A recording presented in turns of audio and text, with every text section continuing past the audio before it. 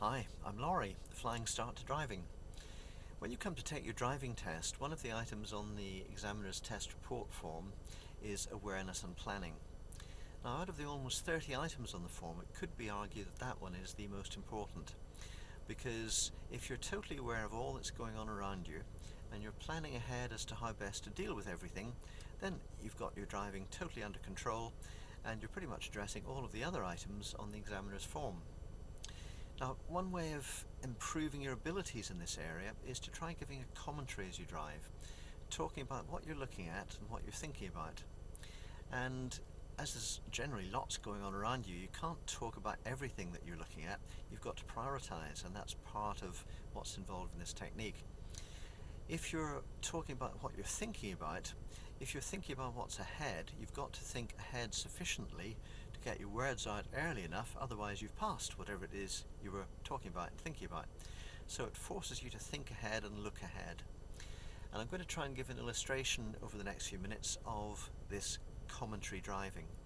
So, we're in a fairly quiet residential area at present, looking all around, checking before I move off, but it's all clear, so off we go.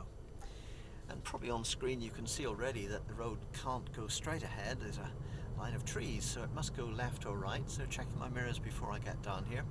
Expecting the worst case, anything to be around the corner. It's quite a narrow road, so it could be just as narrow around the corner with more parked cars and any other hazard, but in fact it's all clear. So off we go. Looking ahead, there's a car coming out from the left. There's nothing behind me at present. That one is, the driver is looking at me, so I think she's going to wait. I can't see around the bend, so I'm expecting oncoming vehicles, so going slowly enough. There's an entry on the right, but it seems to be clear.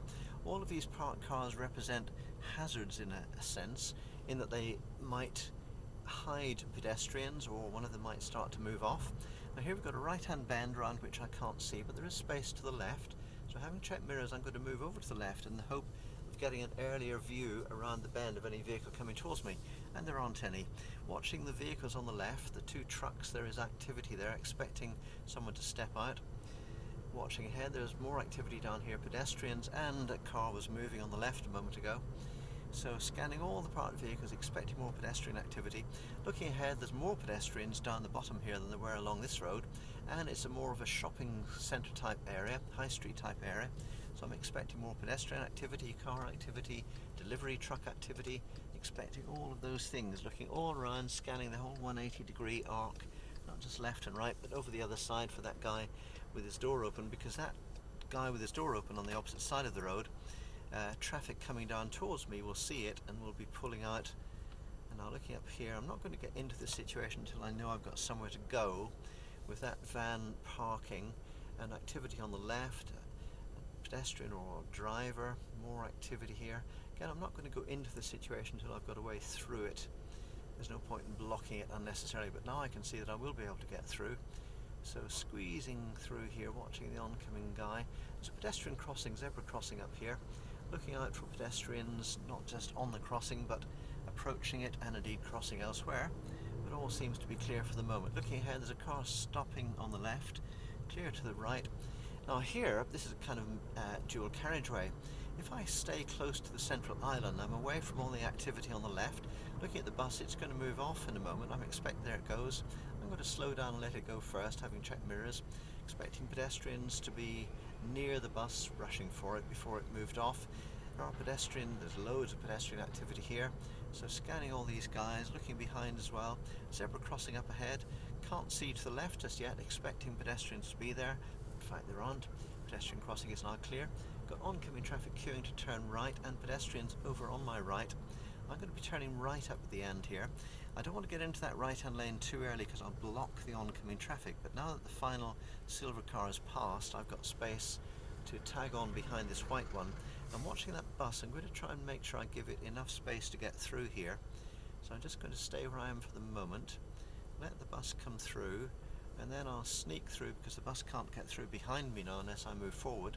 Another bus, I'm going to stay well over on the left away from this parked car, and even though I'm turning right, I'm going to stay close to the cars on my left. But now that that's all clear, I can go. The left-hand lane here can go left or right, so I'm expecting other cars to come around as well as this learner car that's coming around. Looking all around, watching what the learner is doing. Looking ahead, coming in nice and gently behind the white car.